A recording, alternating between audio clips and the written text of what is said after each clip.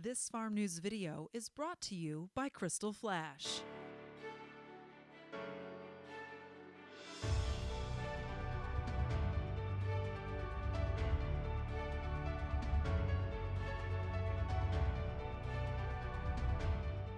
Overall, this was a good growing season for dry beans here in the state of Michigan. We did get enough rain, through pod fill to finish that crop out and have what we would consider an average to slightly above average dry bean crop with excellent quality this year. The mainstay of our research program is dry bean performance trials. So in March, we contact breeders in both the public and private sectors around North America, and we source entries into our performance trials. This year, we actually had 161 different varieties or entries that were put into those trials across 11 different market classes. So we test varieties in 6 different counties here in Michigan: Sanilac, Huron, Tuscola, Bay, and Montcalm County. They're then maintained, similar to all commercial dry beans. Weed control is standardized for what our farmers are doing. The one big difference is we do not apply any fungicides to those dry beans throughout the year.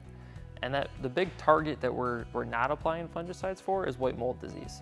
So we want to see how those varieties naturally, avoid or are susceptible to that disease and how they handle it through the natural pressures that are out there in our systems, on these real world type environments.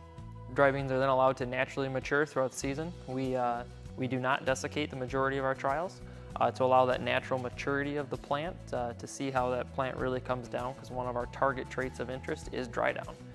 We want to see how those beans dry naturally without that assistance of a herbicide. And that's where we get our final clean yield and moisture that we use to actually produce a yield that's in a publishable form and is relatable for a farmer of how those beans performed on farm across those different regions and how well they cleaned. So this is considered a fee-for-service type entry within Michigan State University, so we do it at an at-cost type analysis, which for us ends up being extremely low cost, because with the support of the Michigan Bean Commission and their Production Research Advisory Board, we don't have any salary costs that are associated with these trials.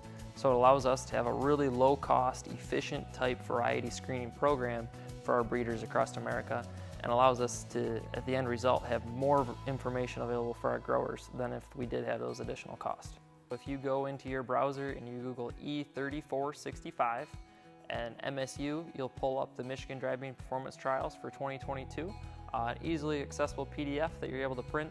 And if you're also on the Michigan Bean Commission's mailing list, you'll receive a hard copy in your mailbox in the coming weeks.